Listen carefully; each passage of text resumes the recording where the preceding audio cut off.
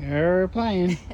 Hey guys, Rachel with Auto Motivation, and I'm still on this seat from the Cadillac. And I just wanted to show you this seat belt with like the whole seat was just covered in mold. But a lot of times you get a car that's new to you, and depending on the past person, the part of the seat belt that they grab, they strap across themselves can be so uber disgusting. Where, you know, up at the top there, where it's still in the winder, it's okay, but as it comes down, it's just gross, and you don't even want to touch it. You don't want to put it on your body and your clothes. So without removing the whole thing, how can you get it cleaner and more comfortable for yourself? So I did treat this with, because it was mold, I did treat it with hydrogen peroxide first, a little spritzy doodle of that, and that helped start just foaming up and loosening a lot of it. Then I went back with my microfiber cloth and just wetted with my bucket and just removed a lot of it just by massaging it and getting all the heavy grime off. But some of this is so heavily soiled. So I've actually been able to kind of pull this out a little bit. I don't want to go too far. I want to keep the part that's clean. But you can move this out and drop it into your bucket with some soapy water and give it a good soak. Already you can see how brown this water is turning. This is so gross.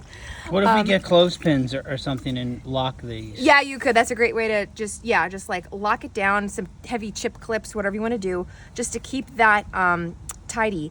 What you will need to do, because as the water seeps down towards the end, you're going to want to, there's going to be some techniques I'll show you to try to minimize the water lines that will develop to kind of wicking and all that. Yeah, the wicking, and kind of blur that out, because it'll never be 100% perfect, but at least the part that you'll be touching, or that'll be touching you, will be a lot cleaner and more sanitary. So in this case, I'm literally got it in here. This is so thick, heavy, greasy, soiled, and I got a scrub brush. You can use whatever you have, toothbrush, but just to keep trying to. What about like Purple Power? Do you think that would?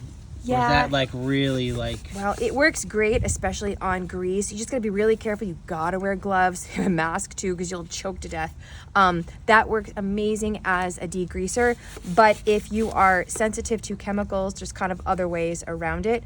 In this case, I've just got some Dawn dish soap and hot water, my scrub brush. I have some other agents here, things like Alarest, which we got from our vacuum cleaner store. It helps for denaturing proteins and allergens for people who suffer with that. But oopsie. You know what I'll do? Let me go get some. Here, let me put pause. I'll get Purple Power and some. And we'll do a comparison to see yep. how that. And then you can be the judge of how chemically you want to go with your application. All right. Bye.